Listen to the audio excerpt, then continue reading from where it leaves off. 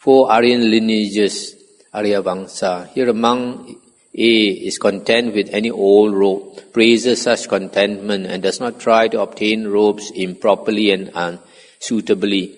He does not worry if he does not get a robe, and if he does, he is not full of greedy, blind desire, but makes use of it, aware of such dangers and wisely aware of its true purpose. Nor is he conceited about being thus content with any old robe, and he does not disparage others. And one who is thus skillful, not lax, clearly aware and mindful, is known as a monk who is true to the ancient original Aryan lineage. Again, a monk is content with any alms food he may get. C. A monk is content with any old lodging. And D. A monk being fond of abandoning, rejoices in abandoning, and being fond of developing, rejoices in developing, and not therefore conceited. And one who is thus skillful, not lax, clearly aware and mindful, is known as a monk who is true to the ancient original Aryan lineage. This the fourth one, fond of abandoning unwholesome states, fond of developing wholesome states, like the jhanas. Number 10, 4 efforts. The effort of restraint, abandoning, development and preservation. What is the effort of restraint? Here a monk seeing an object with the eye does not grasp at the whole or its details, striving to restrain what might cause evil, unwholesome states, such as hankering or sorrow to flood in on him. Thus he watches over the sense of sight and guards it. Similarly with sound, smells, taste, touch and thoughts. That means he guards his 6 senses. Don't pay too much attention. What is the effort of abandoning? Here a monk does not assent to a thought of lust, hatred or cruelty that has arisen, but abandons it, dispels it, destroys it, makes it disappear. So abandoning means abandon thoughts, unwholesome thoughts. What is the effort of development? Here a monk develops the enlightenment factor of mindfulness or recollection based on solitude, detachment, extinction, leading to maturity of surrender. He develops the enlightenment factor of investigation of Dhamma, energy, delight, tranquility, concentration, equanimity. So effort of development means to develop the enlightenment factors, bojjhanga. And what is the effort of preservation? Here a monk keeps firmly in his mind a favorable object of concentration. This one should be samadhi nimitta, which has arisen, such as a skeleton or a corpse that is full of worms, blue-black, full of holes, bloated. So to keep preservation means to preserve your object of concentration all the time. 11. 4 knowledges. Knowledge of Dhamma, of what is consonant with it, knowledge of others' minds and conventional knowledge. 12. 4 more knowledges. Knowledge of suffering, origin, cessation and the path to the end of suffering. 4 factors of stream attainment. Association with true persons, that means Arya. Hearing the true Dhamma, that means the Suttas. Thorough attention and practice of the Dhamma in accordance with the Dhamma. So to become a Sotapanna, you have to practice these 4 things. You have to go near an Arya. You have to hear the true Dhamma. You have to have thorough attention when you hear the true Dhamma. And you have to practice the Dhamma in accordance with Dhamma. So you see here, hearing the true Dhamma. Without hearing the true Dhamma, you cannot become a Sotapanna. Number 14. 4 characteristics of a stream winner. Here the Aryan disciple is possessed of unwavering confidence in the Buddha thus. This blessed Lord is an Arahant, Sammasambuddha, endowed with vision, with wisdom, etc. B. He is possessed of unwavering confidence in the Dhamma thus. Proclaimed by the Lord is the Dhamma, visible here and now. Timeless, inviting inspection, leading onward to be comprehended by the wise, each one for himself. C. He is possessed of unwavering confidence in the Sangha. Well directed is the Sangha, etc. D. He is possessed of morality dear to the noble ones, unbroken, without defect, unspotted, without inconsistency, liberating, praised by the wise and conducive to concentration. Stop here for a moment. So these are 4 characteristics of a stream winner. Stream winner or Sotapanna has unshakable faith in the Buddha, unshakable faith in the Dhamma, unshakable faith in the Sangha. And he has the Aryan Sila. What is the Aryan Sila? Aryan Sila in the Noble Eightfold Path consists of right speech, right action and right livelihood.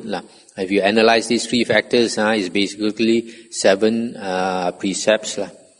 3 concerning the body, not to kill, not to steal, not to commit sexual misconduct. 4 concerning the speech, not to lie, not to carry tales to cause disharmony, not to speak coarse or vulgar words, and not to engage in idle gossip. These are the 7 precepts of an Aryan.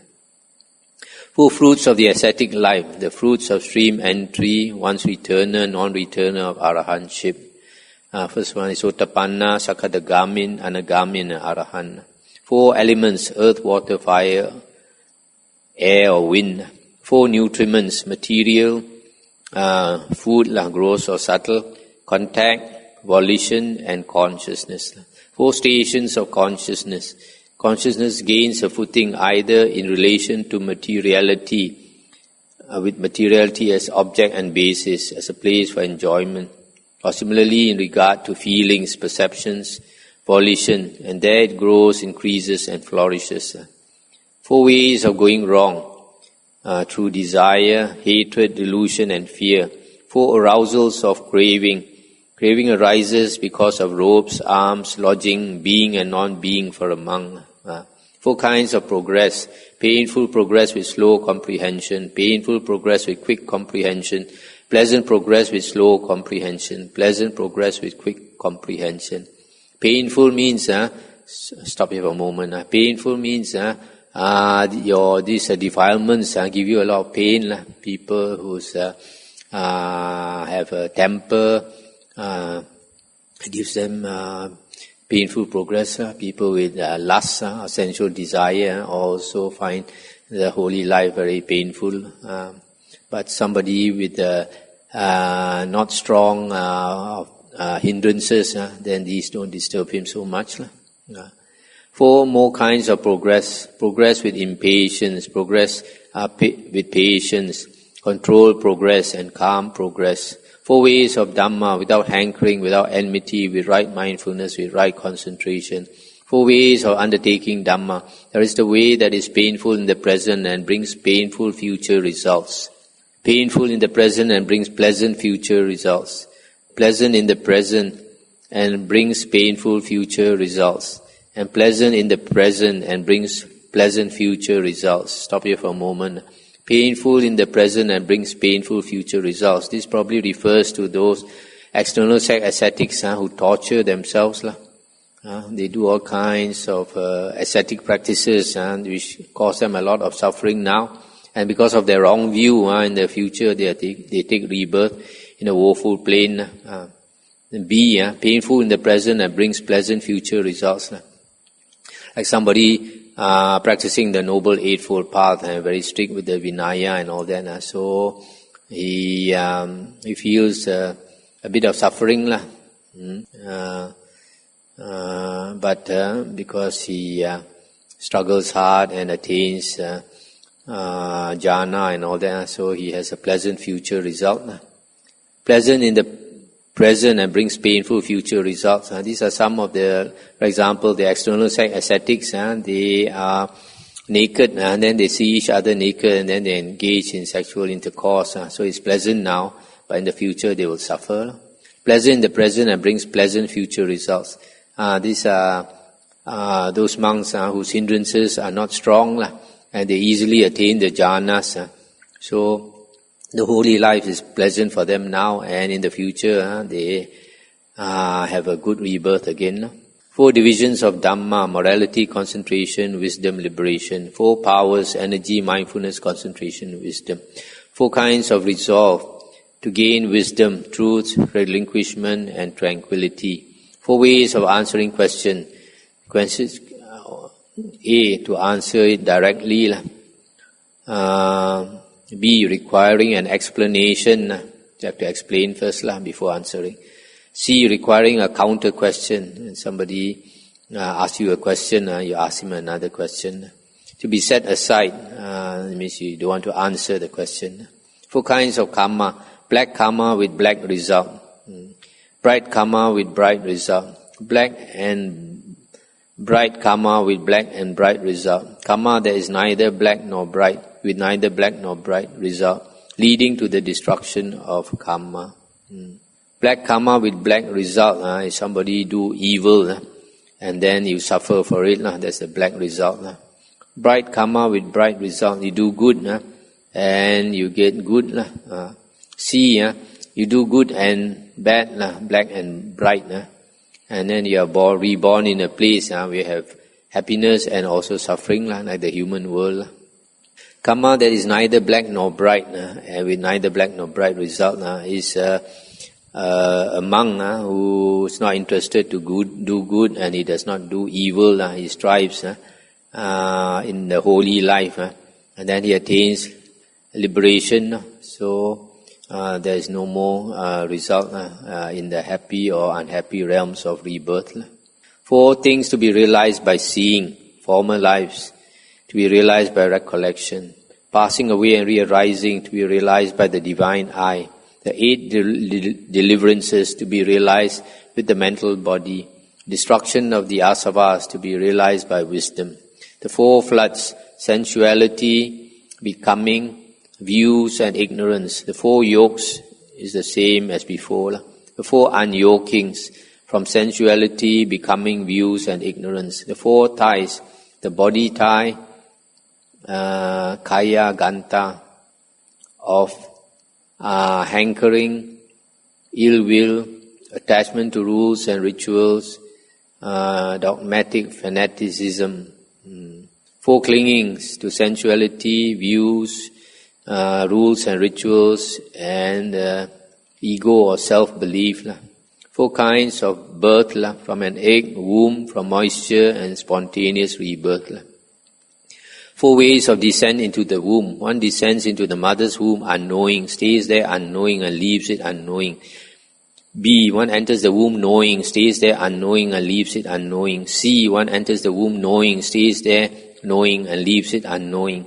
D, 1 enters the womb knowing, stays there knowing and leaves it knowing. 38. 4 ways of getting a new personality. There is an acquisition of personality that is brought about by one's own volition, not another's. B, another's volition, not one's own. C, both. D, neither. This one I'm not sure how it comes about. 4 purifications of offerings. There is an offering purified by the giver, not by the recipient.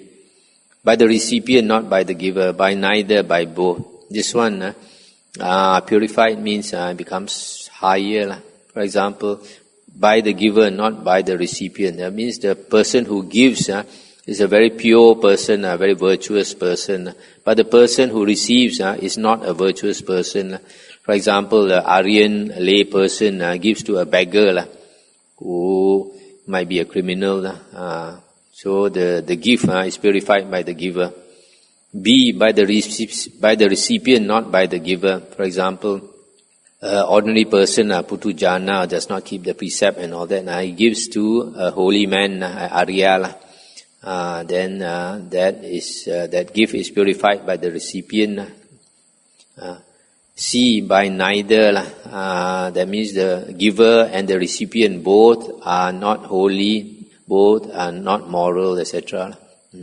And then D, by both. That means both the giver and the recipient are virtuous, or maybe even Aryans.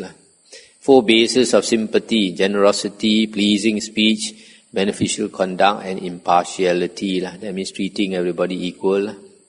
4 un-Aryan modes of speech: lying, slander, abuse, idle gossip. 4 Aryan modes of speech: refraining from lying, slander, abuse, idle gossip. 4 more un-Aryan modes of speech: claiming to have seen, heard, sensed, known what has not been seen, heard, sensed, and known. 4 more Aryan modes of speech: stating that one has not seen, heard, sensed, known what one has not seen, heard, sensed, and known. 4 more un-Aryan modes of speech, claiming not to have seen, heard, sensed, known what one has seen, heard, sensed, known.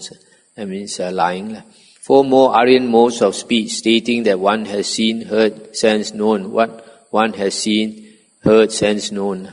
4 persons. Here a person A torments himself, is given to self-tormenting. B torments others. C torments himself and others.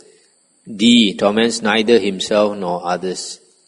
Thereby dwells in this life without craving, release, cool, enjoying bliss, become as Brahma. This one, the first one torments himself, is like some of the ascetics. They do all kinds of practice and they inflict self-torture on themselves. The second type torments others, maybe a king who is very powerful and is a cruel king, he torments others. And C, he torments himself and others. Some people, like during the Buddha's time, even the king, they do certain penances, torture himself, and then does a sacrifice to heaven. Then he'll kill a lot of animals, 500 or 1,000 animals. So he torments himself and makes the animals suffer. Then D is like a monk. He does not torment himself and does not torment others. 48. 4 more person. Here a man's life benefits himself but not others. B, others but not himself. C, neither himself nor others. D, both. 4 more persons. A, living in darkness and bound for darkness. B, living in darkness and bound for light. C, living in the light and bound for darkness. D, living in the light and bound for the light. This one, I guess, living in darkness and bound for darkness. This one is somebody with bad karma, so he's born in a very poor, and he might be paraplegic and all that. And then because he does bad karma, he's bound for a bad rebirth again, bound for darkness. Then B is person in darkness, bound for light. This one might be somebody under very poor circumstances. Maybe like during the Buddha's time, there was a beggar. He begged for his food, and he didn't have money and all that. But he came to listen to the Buddha's Dhamma. After that, he was born in the heavens of the 33, very powerful. So he understood the Dhamma. Then even though he was very poor and begged for his food, but he lived according to the Dhamma. And maybe he heard the Dhamma and understood the Dhamma and became a stream enterer. C, living in the light and bound for darkness. This is some people who are very rich and enjoying life, and every day wine, women and song, but because of bad karma, they're bound for a bad rebirth. And D, living in the light and bound for light. Some people born under very good karmic circumstances, are very rich and handsome or beautiful, etc., and do a lot of good deeds, and then they're bound for a good rebirth. 54 more persons: the unshakable ascetic, the blue lotus ascetic, the white lotus ascetic, the subtly perfect ascetic. This one is mentioned in the I think Anguttara Nikaya. We went through. These are the sets of 4 things which were perfectly proclaimed by the Lord.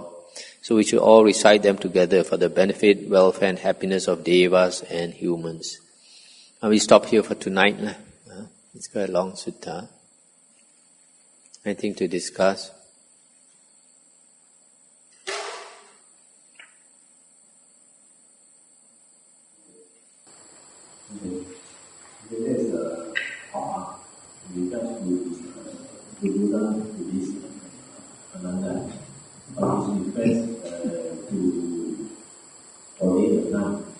So he says that because of the obligation of the nuns, the true Dharma lasts instead of thousands of years.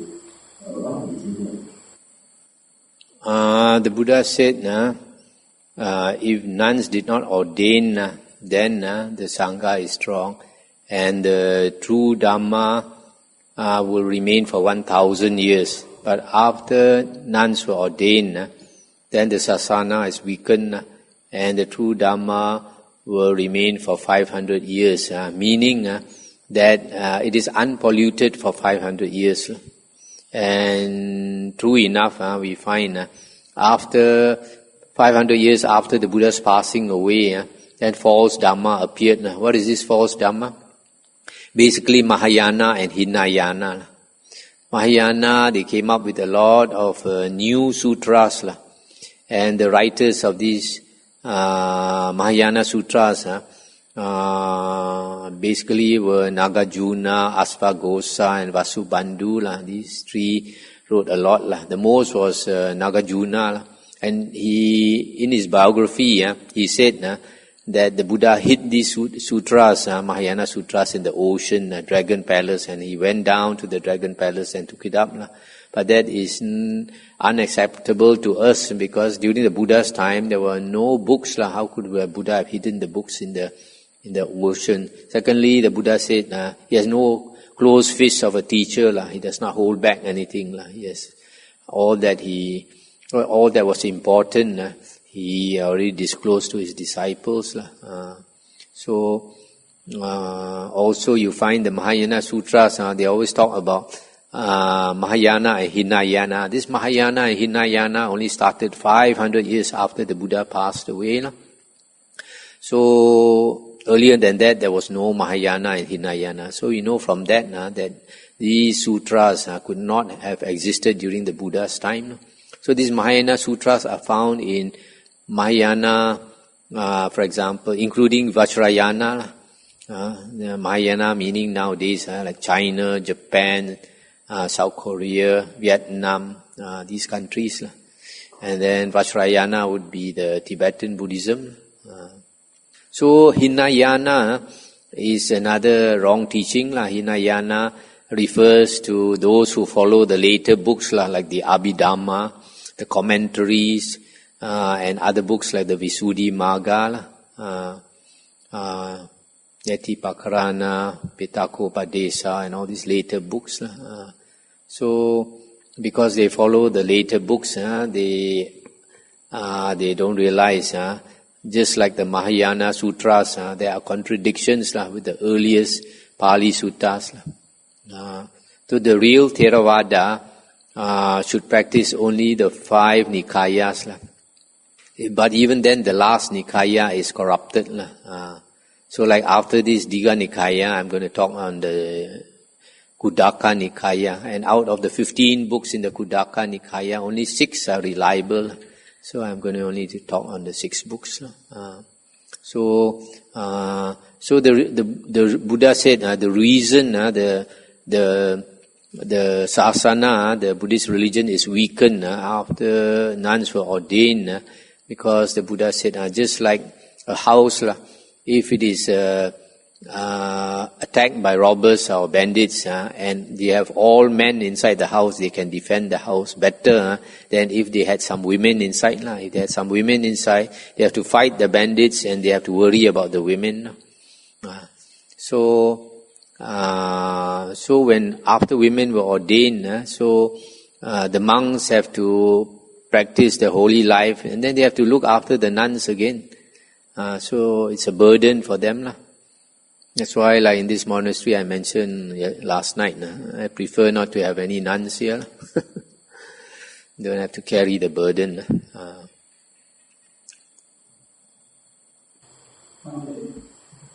Question here. On page 493, item 37, it's all ways of descent into the world. One descent in the mother's womb, and one descends in the... Yeah, what about it? Can you elaborate on that? Okay, this one, the Buddha says, if a being is going to be reborn into the womb, after that being dies, then he is known as a Gandhabba. Some books call it the intermediate body. In Chinese they call it Zhong Yin Shen. So this intermediate body because it's only a transition state lah. So it's like you catch a plane. You want to go to like our Kusala. He wants to go to Switzerland. He catches a plane from Kuala Lumpur to Singapore. And then Singapore is only transit for a short while before he catches the next plane to Switzerland. So that this Gandhabba state or intermediate body is a transitory stage lah. It's on transit only, a short time only lah. So this Gandhabba, he enters the womb and the conditions are right.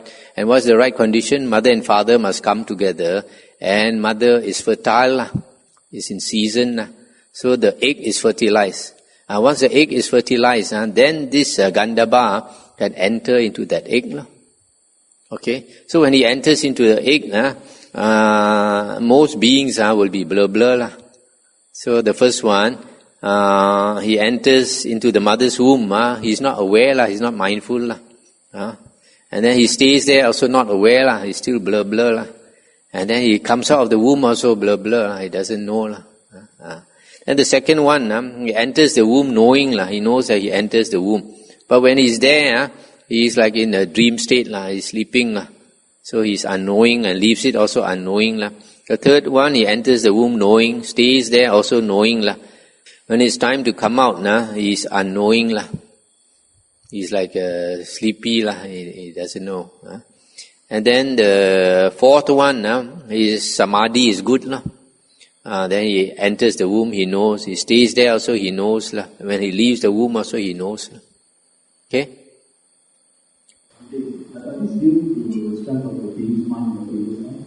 Oh yes.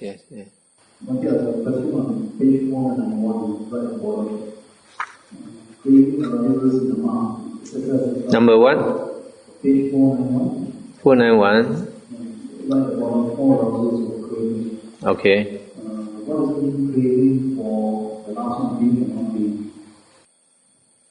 I guess it refers to being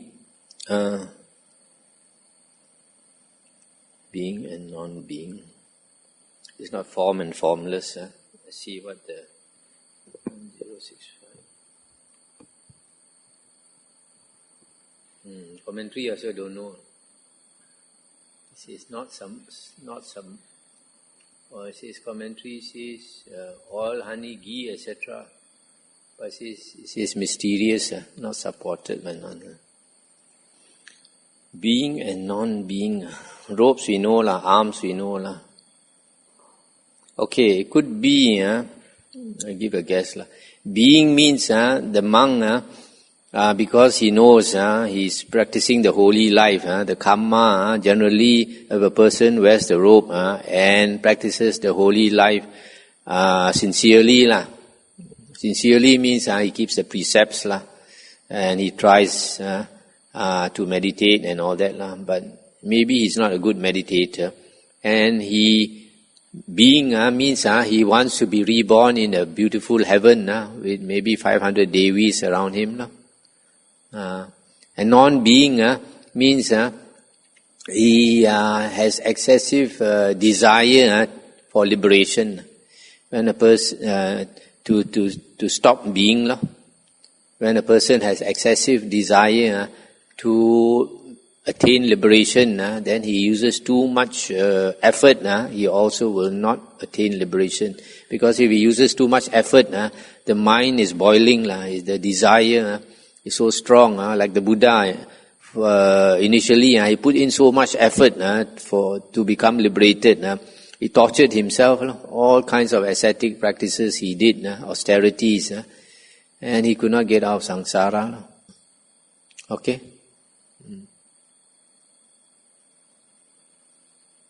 Can you elaborate on the word enmity and cruelty? Say again.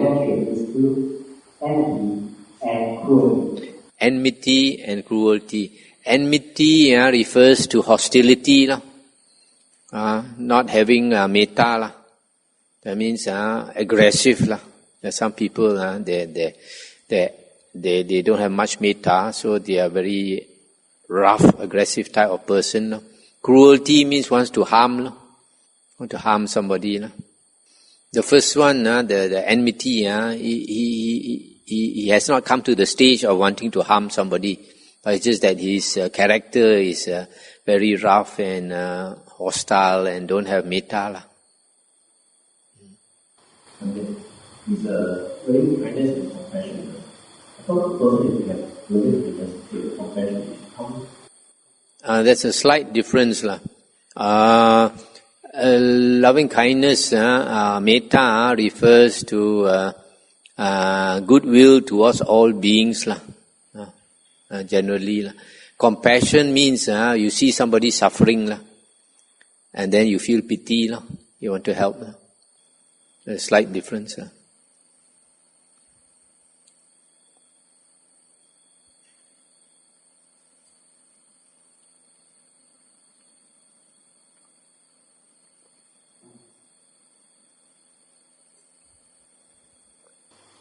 Yeah. Okay. Referring to page 488. 488. The verse 5. It seems that you develop mindfulness on feeling and the mind can gain mindfulness and clear awareness, and to concentrate on the Dhamma can lead to the destruction of the corruptions. But how about the bodies? In the four Sariputtanas, there should be a body too. But why is not stated here? Under C, is it? Yeah, under C and D. Under C, the contemplation of feeling and perception are mentioned. And under D, the contemplation of Dhamma is mentioned. But how about the contemplation of body? Under D, you have body, the five aggregates. Body, feeling, perception, volition, consciousness.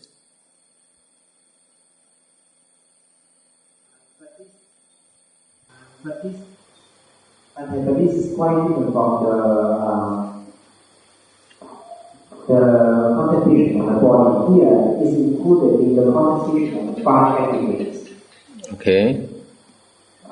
But the Sariputta, the first one is the contemplation of the body, and the last one is the contemplation of Dhamma, which has five aggregates inside. Okay, this number 5 is talking about samadhi bhavana, development of samadhi. Okay, how to develop samadhi? So to develop samadhi for sati sampajanya, that means to keep your mind focused on sati and clear awareness. You must always look inside. Then, and when your perceptions arise, your feelings, your thoughts arise, you notice them, and you notice them go away. So if you practice this, it helps to develop your concentration. This is not sati sampajanya. This is not sati. This is samadhi bhavana, development of samadhi. And then the other one that leads to the destruction of the asavas is to contemplate the five aggregates, to develop your samadhi. So this is only the development, the steps to develop your samadhi. It is not satipatthana.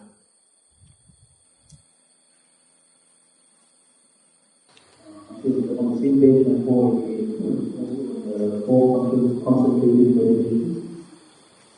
So here one fixes his mind to the perception of day by night, by day. Recently, he fixes his perception to something bright. Yeah. Day and night. Yes. So at night also, his mind lights up like daytime.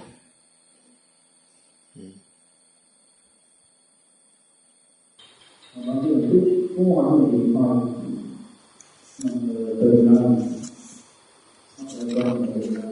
keep God for improve based on what we see first. What does that mean? That means, if you want to, like during this Vasa period, the monks stay together for 3 months. At the end of the rains, we have a ceremony called what do you call it? Pavarana. This Pavarana, the monks will invite each other to criticize, to reprove him. So, if you see another monk has done something wrong, based on what you have seen, you have heard, or you suspect that he has done wrong, then you can reprove him, you can criticize him. Okay?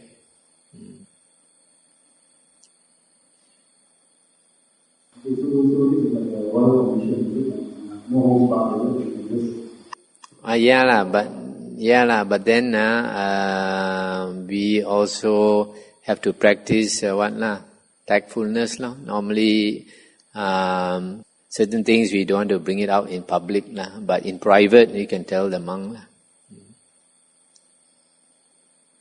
Okay, shall we end here?